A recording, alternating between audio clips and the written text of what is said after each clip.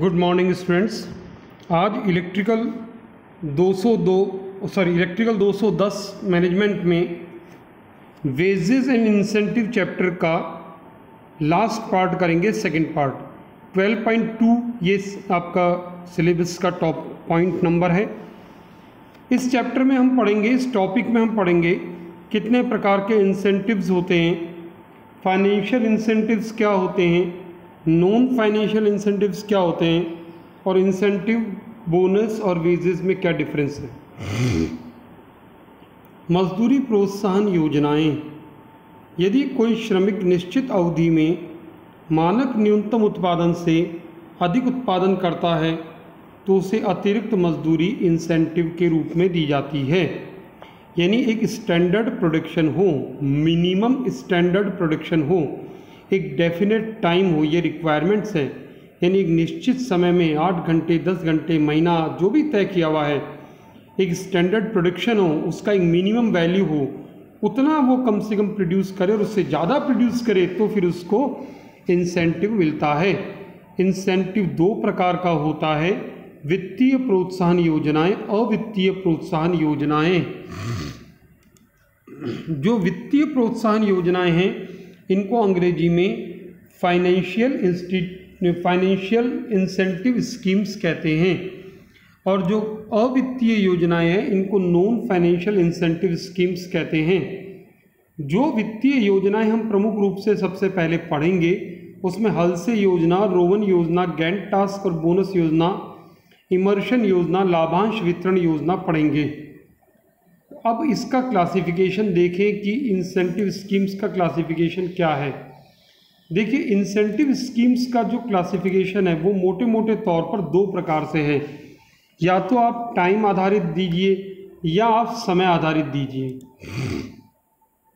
जब आप टाइम आधारित देते हैं तो टाइम आधारित देने में एक निश्चित समय को अगर बचाता है तो उसको इंसेंटिव दिया जाता है। इसके प्लान हैं Halsey plan, Rowan plan, immersion plan, Betex plan. और प्रोडक्शन बेस्ड प्लान जो होते हैं, जो उत्पादन आधारित निश्चित उत्पादन से अगर वो ज़्यादा उत्पादन करता है तो उसको फिर इंसेंटिव दिया जाता है। ये प्रोडक्शन बेस्ड प्लान है और इसमें आपके प्रमुख हैं Taylor's differential piece rate plan, Gantt task and bonus plan. सबसे पहले अब हम देखें Halsey plan. Halsey plan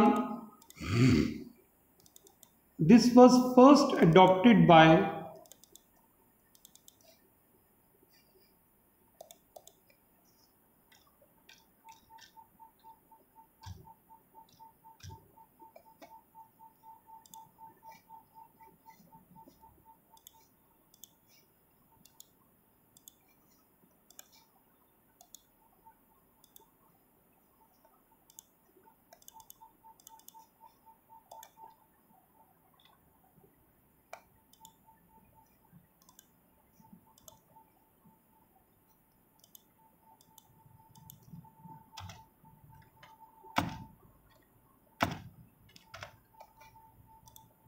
This was first adopted and designed by Halsey in 1890.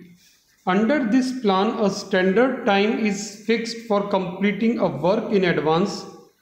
A person taking standard time or more time is paid for the time taken by him. यह plan 1890 में हेल्से ने सबसे पहले अभिकल्पित किया था। इस प्लान में एक स्टैंडर्ड टाइम तय किया गया था, निश्चित किया गया था किसी काम को करने के लिए, काम को शुरू करने से पहले। एक व्यक्ति जो मानक समय या उससे कम समय लेता है तो उसको बचत के हिसाब से इंसेंटिव दिया जाता है। Worker completing his task in less than standard time is paid for some of time saved. The payment for time saved varies from 33.33% to 66.66%, but generally wages for 1/2 of time saved are paid. Formula इस प्रकार से है T into R S minus T by 2 into R. यहाँ महत्वपूर्ण चीज़ है T time taken, R hourly wage rate, S standard time. देखिए ये T/2 हो रहा है, यही इसकी एक बहुत बड़ी ड्रॉबैक रहेगी। एडवांटेजेस, इसके फायदे, सबसे पहला तो इसके फॉर्मूले में दो चीज़ें, T/R+, यानी एक मिनिमम तो मिलेगा ही। तो it guarantees a minimum wages to all workers whether efficient और इनएफिशिएंट, यानी दक्ष या थोड़े कम दक्ष श्रमिक सभी को एक न्यूनतम मजदूरी की गारंटी तो इसमें है ही। Efficient worker are induced to show better results by offering them additional wages as incentives. जो लोग दक्ष हैं, मेहनती और ज़्यादा कर सकते हैं, बहुत अच्छी परफॉर्मेंस देते हैं, तो उनको इंसेंटिव मिलता है इसमें। The employer also gain because they are not giving 100%, they are giving only 50% of amount, 50% of time save, क्योंकि नियोक्ता को सिर्फ बचाए गए समय का 50% का ही इंसेंटिव देना, इसलिए वो भी फायदे में रहता है। This method is very simple, worker can make their calculations very easily, there is no need to over speed because incentive is not for more production but for time save. अब इसके लिमिटेशंस क्या हैं? देखिए, worker को बचाए गए समय का पूरा आप लाभ नहीं दे रहे हैं, तो ये एक बहुत बड़ा नुकसान है। फिर दूसरा, स्टैंडर्ड टाइम कैलकुलेट करना बहुत मुश्किल है इसमें, और क्वालिटी ऑफ प्रोडक्ट सफ़र करती है, क्योंकि जो वर्कर है वो जल्दी से जल्दी अपने काम को करना चाहते हैं। रोवन प्लान, ये this system is similar to Halsey plan. A worker is guaranteed minimum wages for time spent on the job, he gets bonus for completing a job in less than standard time. The only difference between Halse and Rowan plans is the method of calculating bonus. The method of calculating bonus is that proportion of wages of time taken which he saved year to standard time allowed. यानी इसमें फॉर्मूले में अंतर है कि उसका formula तो S-T/2 था, यहाँ पर T/2 न हो करके एक अलग फार्मूला है जिससे उसका इंसेंटिव बढ़ता रहता है। यह मेथड भी मिनिमम वेजेस देता है। Advantages, the worker is not induced to rush through work because bonus increases at a decreasing rate, क्योंकि वो इंसेंटिव या जो भी एक्स्ट्रा पेमेंट दे रहे हैं आप, उसके बढ़ने की दर धीरे धीरे कम होती है, तो इसलिए वो बहुत तेज़ी से काम नहीं करता है। Labour cost per unit reduce होती है, ओवरहेड कॉस्ट कम आती है। लेकिन इसका जो नुकसान है वो the calculation under this system is complicated, और इन हेल्से प्लान वर्कर को पता है कि उसको half of the time save में एक्स्ट्रा पैसा मिलेगा, लेकिन यहाँ कैलकुलेशन डिफ़िकल्ट है। और इसमें चूँकि एक डिक्रीजिंग रेट पर इंसेंटिव आप दे रहे हैं, इसलिए बहुत ज़्यादा एफिशिएंट वर्कर्स के लिए ये काम के नहीं है। अब हम देखें immersion plan. Immersion F.W. Taylor के सहयोगी थे। उन्होंने 1910 में यह दक्षता का प्लान दिया। उन्होंने स्टैंडर्ड आउटपुट तय करा वर्कर्स की दक्षता निकालने के लिए। जो श्रमिक अपनी दक्षता का 66.66% पहुँच जाता है, उसको एक न्यूनतम मजदूरी प्रदान की जाती है, और इंसेंटिव फिर उसको मिलता है यदि वो अपनी इस लिमिट को क्रॉस करता है।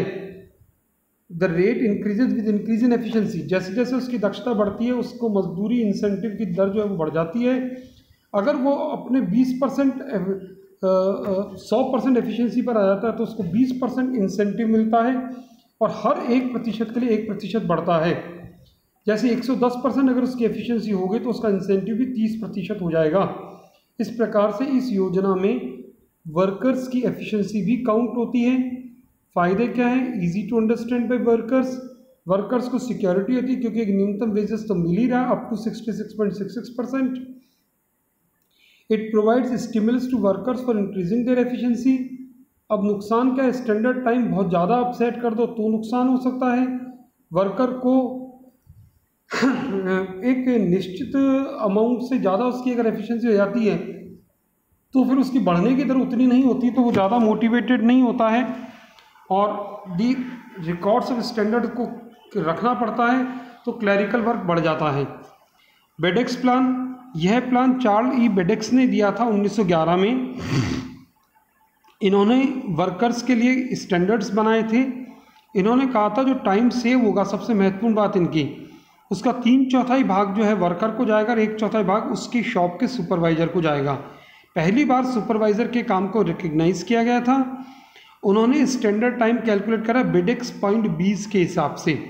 हर बी 1 मिनट को रिप्रेजेंट करता है। वर्कर को अगर स्टैंडर्ड बी तक पहुंच जाता है तो उसको जितना वेजेस होता है न्यूनतम वो मिलता है, और उसके बाद उसको जितने एक्स्ट्रा बीज है उसके हिसाब से मिलता है। इसके एडवांटेजेस ये हैं, it insures minimum wages to all worker. This method is very simple and easy to understand. Supervisor भी मोटिवेटेड होता है, लेकिन नुकसान इसका सबसे बड़ा वही है क्योंकि वर्कर को लगता है कि काम तो हम कर रहे हैं और 1/4 सुपरवाइज़र ले जा रहा है, इसलिए दोनों के बीच में एक तनाव रहता है। स्टैंडर्ड टास्क में भी too difficult to perform with the specified time. अब production based plan, FW Taylor जो वैज्ञानिक प्रबंध के पिता थे, उन्होंने भिन्नक दर प्रणाली एक विकसित करी। इन्होंने कहा कि साइंटिफिक मैनेजमेंट के आधार पर जो लोग अच्छे वर्कर हैं उनको पुरस्कार दिया जाना चाहिए, जो कम दक्ष लोग हैं उन्हें दंड मिलना चाहिए। टेलर के अनुसार जो अदक्ष लोग हैं उनका किसी संगठन में कोई स्थान नहीं होता है। स्टैंडर्ड टाइम कैलकुलेट किया जाता है टाइम और मोशन स्टडी से, समय और गति के अध्ययन से। इसमें इसके फीचर्स ये हैं कि मिनिमम वेजेस गारंटीड नहीं है, स्टैंडर्ड टाइम फिक्स रहता है, किसी काम को करने में अलग अलग रेट लगती है, स्टैंडर्ड टाइम से पहले करने उससे या उसके ज़्यादा समय में करने में ज़्यादा दर दी जाती है अगर वो कम समय लेता है, और कम दर दी जाती है अगर वो ज़्यादा समय लेता है। यह आसान विधि है और इसमें वर्कर को बहुत आसानी से पैसा दिया जा सकता है। इसमें एफिशिएंट वर्कर को इंसेंटिव मिलता है और इसमें ओवरहेड एक्सपेंसेस कम होते हैं। सबसे बड़ी नुकसान इसका ये है कि वर्कर जो अपेक्षाकृत कम तेज काम करते हैं, धीरे काम करते हैं, उनको दंड मिलता है, और वो चूँकि अलग अलग वर्कर को अलग अलग तनख्वाह मिल रही है इसलिए उनमें ईर्ष्या का भाव उत्पन्न हो जाता है। न्यूनतम मजदूरी की गारंटी है नहीं, वर्कर तेज़ी से काम करता है तो उसकी हेल्थ पर इफेक्ट होता है, और लेबर कॉस्ट निकालना बहुत मुश्किल हो जाता है। Gantt task and bonus plan, this method is name after HL Gantt. ये भी FW टेलर के एक एसोसिएट थे। इन्होंने टेलर की वेज पेमेंट को सुधारा। इन्होंने न्यूनतम मजदूरी और दी, यानी स्टैंडर्ड टाइम कैलकुलेट करा। अगर वो स्टैंडर्ड टाइम में उससे ज़्यादा समय लेते हैं तो उस हिसाब से उनको तनख्वाह मिलती थी, बोनस दिया जाता था। वर्कर्स को इसमें एक मिनिमम वेजेस पे करते थे, इसलिए वो अपनी दक्षता बढ़ाने का कोई प्रयास इसमें नहीं करते थे। अब अवित्तीय प्रोत्साहन, जो कि आपके बोर्ड ऑफ टेक्निकल एजुकेशन के हिसाब से बहुत इम्पॉर्टेंट हैं। नॉन फाइनेंशियल इंसेंटिव, जरूरी नहीं है आप किसी को वर्कर को पैसा दे करके ही उसको इंसेंटिव दें, उसको स्वास्थ्य और सुरक्षा सुविधाएं दे सकते हैं।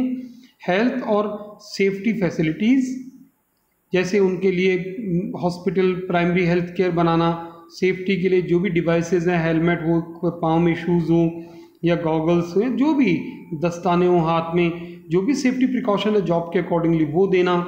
गुड वर्किंग कंडीशन देना, अच्छी कार्यदिशाएँ देना, सस्ता अनाज देना, सब्सिडाइज्ड उनको अनाज देना, आवास सुविधा, रेजिडेंशियल फैसिलिटी प्रोवाइड कराना, सस्ती कैंटीन सुविधा उपलब्ध कराना, यातायात ट्रांसपोर्टेशन की सुविधा, कैब की फैसिलिटी, कॉमन ट्रांसपोर्टेशन की फैसिलिटी प्रोवाइड करना, बच्चों को मुफ्त शिक्षा देना, फ्री एजुकेशन टू चिल्ड्रन, परिवार और परिवार के सदस्यों और कर्मचारियों के लिए हेल्थ फैसिलिटी प्रोवाइड कराना, खेलकूद और मनोविनोद की सुविधा उपलब्ध कराना, पेंशन भविष्य निधि ग्रेच्युटी सुविधा उपलब्ध कराना, निःशुल्क यूनिफॉर्म बचाव वस्त्र देना, निःशुल्क चाय दूध इत्यादि देना, ट्रेनिंग देना, रोजगार में स्थायित्व प्रदान करना, अच्छा और मृदु व्यवहार करना, कम कीमत पर भ्रमण और यात्रा कराना, श्रम कल्याण सुविधाएं देना, ये प्रमुख अवित्तीय प्रोत्साहन हैं। अब अंत में जाते जाते हम मजदूरी प्रोत्साहन बोनस में अंतर देखें। देखिए, मजदूरी प्रतिमाह दी जाएगी, इंसेंटिव प्रतिमाह मिलेगा लेकिन सबको नहीं मिलेगा, मजदूरी सबको मिलेगी। बोनस की आवृत्ति साल में एक बार किसी बड़े त्यौहार पर कंपनी के लाभ में रहने पर। जैसे भारत में दिवाली पर, कुछ अन्य देशों में ईद पर, या कुछ अन्य देशों में क्रिसमस पर। बोनस सबको मिलेगा, मजदूरी भी सबको मिलेगी, इंसेंटिव सबको नहीं मिलेगा। जिनका एक पर्टिकुलर लेवल से ऊपर प्रोडक्शन होगा या एक जो टाइम सेव करेंगे उन्हीं को इंसेंटिव मिलेगा। इस प्रकार से ये इनमें अंतर है। धन्यवाद।